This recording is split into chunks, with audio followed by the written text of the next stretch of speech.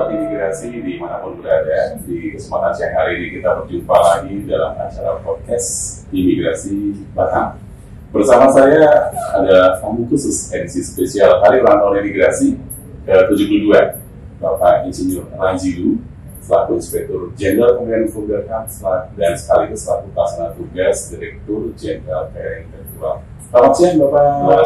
Selamat siang Pak Kani, apa kabar? Alhamdulillah baik Bapak. Ini sudah 2 hari perjalanan serangkaian Hari Ulang Tahun Imigrasi ya Bapak ya. Dan salah satunya agendanya ada diseminasi hak cipta.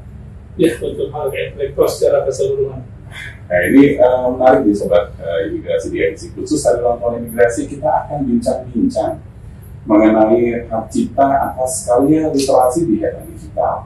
Mungkin Bapak Pelaksana Tugas Direktur Jenderal KRI Intelektual Bapak Rajilu bisa menjelaskan mengapa ini menjadi sebuah era baru untuk KRI Intelektual di era saat ini. Ya baik, terima kasih Pak Kekani. Sebenarnya jenis-jenis cipta itu banyak, sebagaimana dijelaskan Undang-Undang Hak Cipta. Secara umum hak cipta itu dibagi dalam beberapa kelompok, pengetahuan seni dan sastra. Jadi 3 besar inilah kemudian yang ada di hak cipta.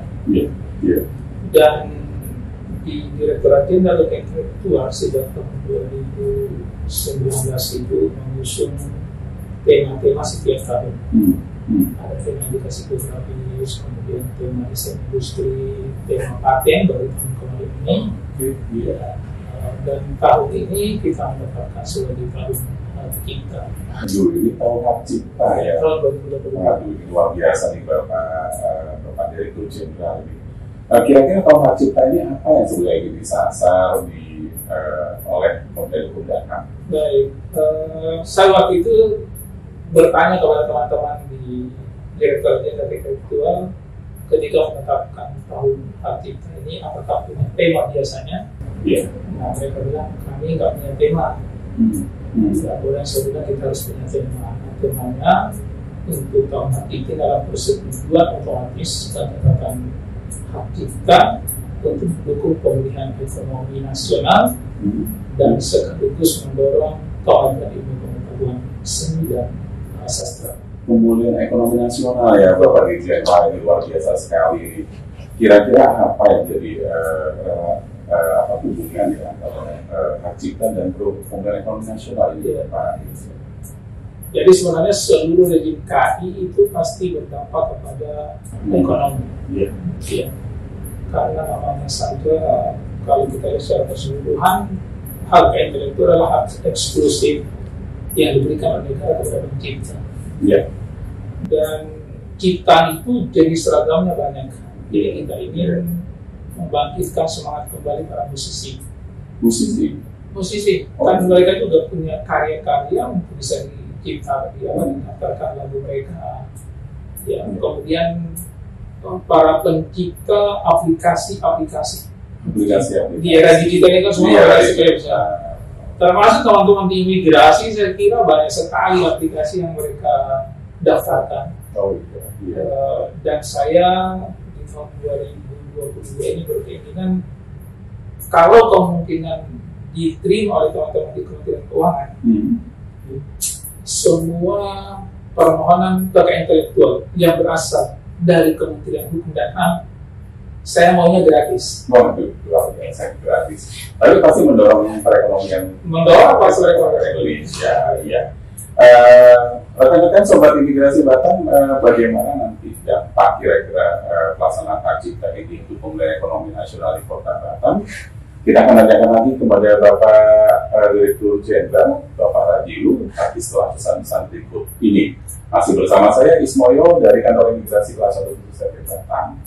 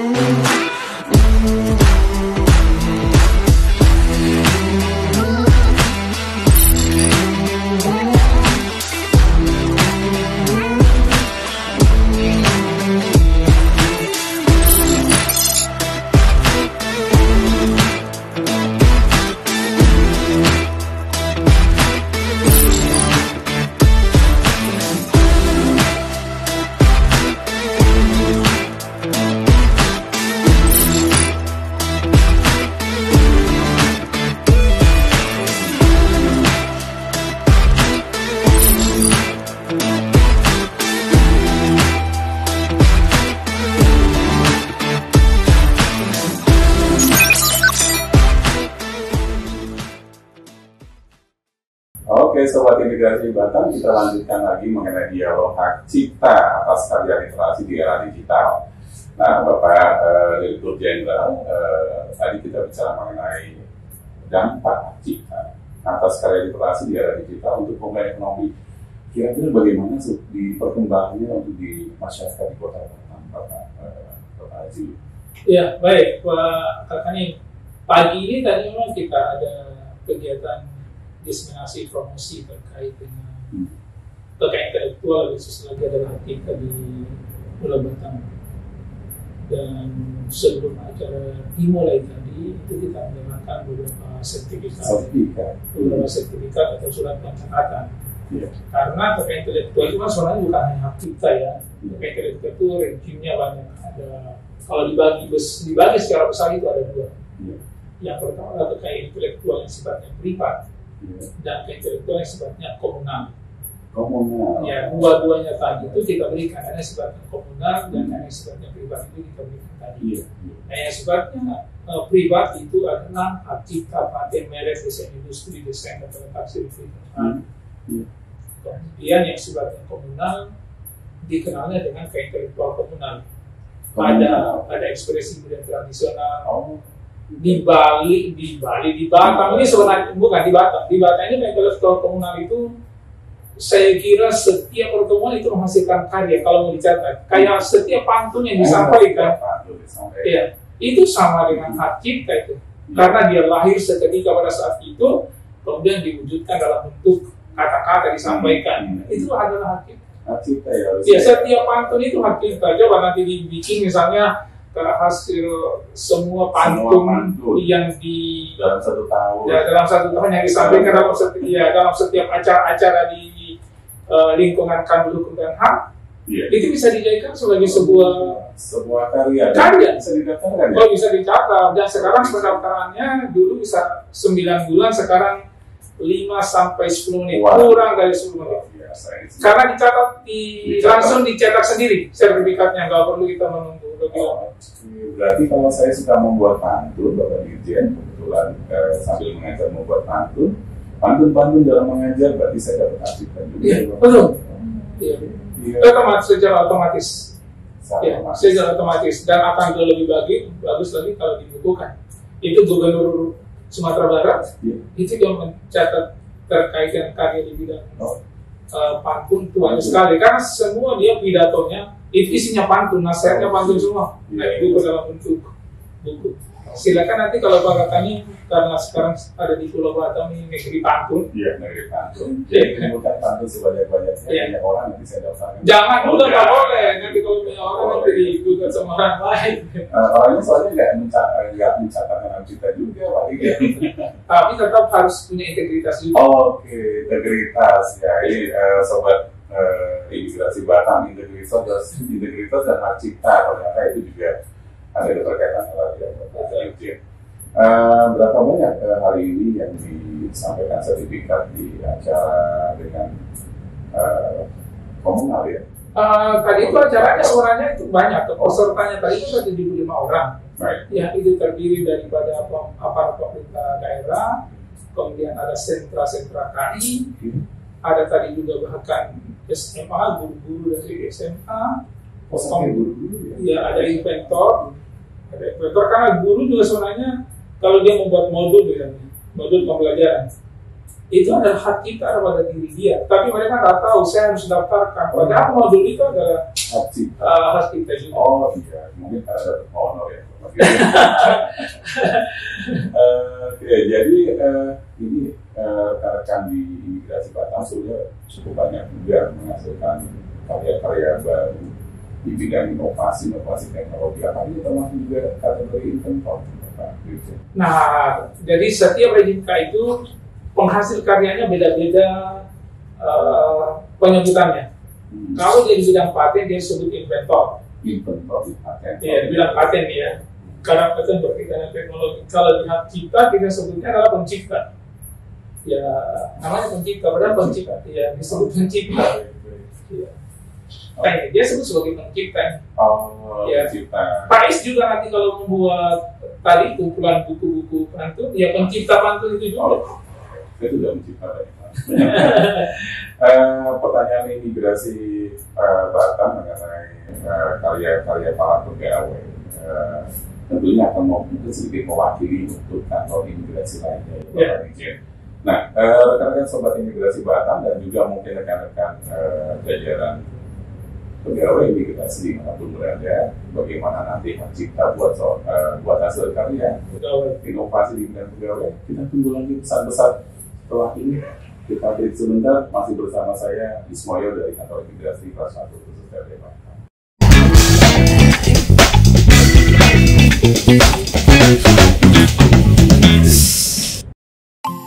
Telah hadir untuk sahabat imigrasi Batam, Pasar Minggu, pelayanan paspor di hari Minggu.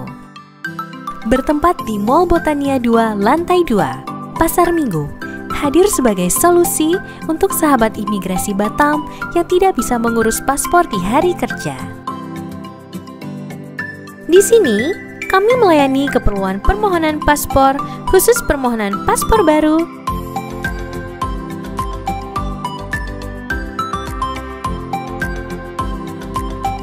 dan penggantian paspor lama.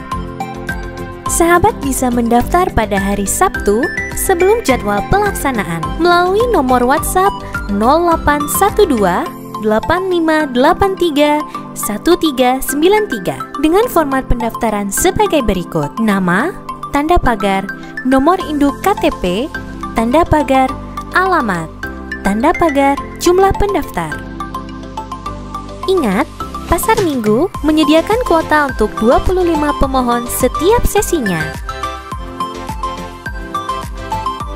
Pelayanan diadakan setiap 2 minggu sekali. Dan sahabat bisa memantau jadwalnya di media sosial kami.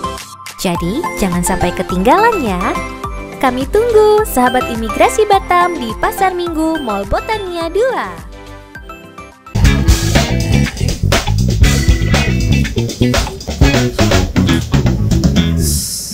Oke, sobat imigrasi Batam dimanapun berada, kita lanjutkan lagi mengenai obrol-obrol siang ini mengenai hak cipta atas karya literasi di era digital. Nah, Bapak izin pertanyaan, mungkin diskusinya adalah banyak rekan-rekan pegawai kita sebenarnya inovatif ya, khususnya generasi saat ini, karya-karya di bidang pelayanan, inovasi, kesisteman itu perlu didaftarkan ya Bapak izin. Ya, harapan perlu didaftarkan, undang-undangnya memang menetapkan itu pencatatan. Ada biayanya? Ada biayanya, ya relatif juga nggak mahal sih, hanya 400.000. 400.000 itu untuk kepemilikan, kalau dia miliknya bukan milik instansi, itu adalah seumur hidup tambah 70 tahun. Oh, baik. Ya. Kalau rata-rata teman-teman ini nanti setelah didaftarkan ini atas nama kantor atau atas nama yang bersangkutan terlebih dahulu? Kalau saran saya gini, karena dia adalah pegawai, dia sebagai pencipta, nama dia harus dicantumkan. Pemegang hak ciptanya institusi di mana dia berada, misalnya Mas Tesa atau Pak Andi, Pak Kanim lah. Ya, nanti ketika mendaftarkan di dalam formulir itu kan ada penciptanya, ya, Pak Ismoyo. Kemudian pemegang hak ciptanya Kanim Batam, atau sekaligus imigrasi, boleh juga Direktur Jenderal Imigrasi kalau mau diserahkan ke sana.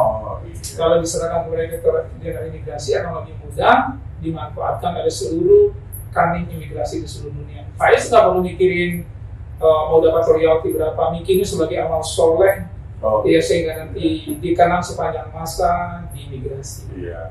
Kalau uang cepat habis, kalau royalti itu amal soleh dikenang sepanjang masa. Ini yang bermanfaat. Apakah mungkin nanti Bapak Dirjen ada semacam stimulus yang mendorong karya-karya anak negeri melalui insan-insan kemudian hukum dan HAM yang bertugas di bidang keimigrasian untuk berkarya lebih inovasi dengan memberikan bebas mungkin pendaftaran hak cipta, kayak itu Bapak Dirjen? Gini, sebenarnya stimulusnya harusnya kita memang membuat, nanti kita akan diskusikan dengan Sekjen mungkin, atau ya mungkin dengan Sekjen. Iya, terkait dengan memberikan penghargaan kepada pegawai yang menghasilkan karya-karya yang bermanfaat untuk Kementerian Hukum dan HAM di bidang masing-masing. Apakah itu sebagai nilai tambah untuk dia mendapatkan promosi.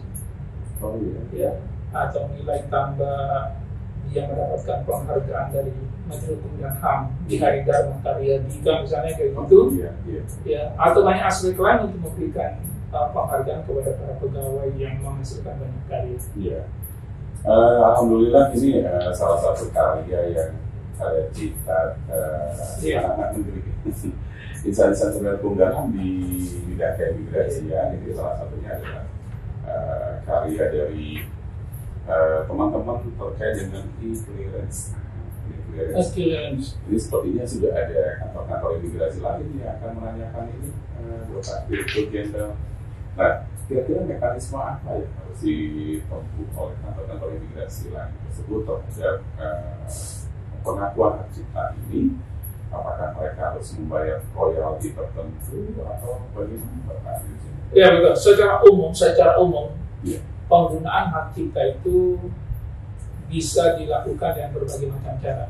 Ada modelnya hibah, ya, kemudian model pengalihan hak yang sifatnya adalah dengan cara lisensi, ya mereka bisa atau dengan perjanjian lain, dan ada kompensasi mestinya yang diberikan kepada penciptanya, sejumlah royalti tertentu, sejumlah royalti itu kan tinggal bergantung kesepakatan daripada kedua belah pihak. Oh, ada kesepakatan. Betul. Ya. Tapi saran nih, karena kita adalah insan imigrasi atau insan pengayoman, sebaiknya kalau kita punya karya diserahkan kepada kementerian saja. Oh, baik. Ya, itu akan lebih bagus. Nanti biarkan kementerian melalui unit teknis masing-masing, misalnya imigrasi dari Jenderal Imigrasi membuat surat edaran untuk menggunakan secara nasional, ini kan jauh lebih bagus. Pengakuannya lebih luas dan mereka tidak perlu lagi menghasilkan karya-karya lainnya. Cari inovasi lain lagi dengan inovasi yang serupa. Yang maksud saya kayak gitu. Jadi ada ragam inovasi yang banyak. Ini urusannya dengan ragam inovasi. Ini clearance. Masa kantor imigrasi bikin lagi yang model lain, terus yang lain lagi, padahal tujuannya sama. Outcome yang diinginkan itu sama. Jadi sebaiknya setiap teman-teman imigrasi menghasilkan inovasi yang berbeda dengan yang lain. Dan untuk penggunaannya dengan surat keputusan atau surat edaran dari Direktur Jenderal Imigrasi itu dimanfaatkan di seluruh Indonesia. Ini obrol-obrol bincang-bincang menarik siang hari ini. Karena saya juga seperti Inspektur Jenderal, jadi semua orang ini juga tahu semuanya. Oke, baik, terima kasih Bapak. Itu selaku pelaksana tugas Direktur Jenderal TKN Intelektual dan sekaligus sebetulnya sebagai Inspektur Jenderal Kementerian Hukum dan HAM. Obrol-obrol siang ini sangat bermanfaat sekali, menarik. Nanti kita ngobrol lagi dengan bincang-bincang dengan Bapak dalam waktu yang santai tentang Inspektorat Jenderal. Terima kasih Bapak atas kunjungannya di acara podcast yang hari ini. Sampai jumpa kembali di kesempatan mendatang, dan Sobat Imigrasi terima kasih atas perhatiannya dimanapun berada. Mari kita jumpa lagi di kesempatan mendatang masih bersama saya untuk di edisi khusus hari ulang tahun imigrasi ke-72 dari kantor imigrasi kelas 1 Khusus Batam. Saya Ismoyo menyampaikan terima kasih dan selamat berjumpa kembali.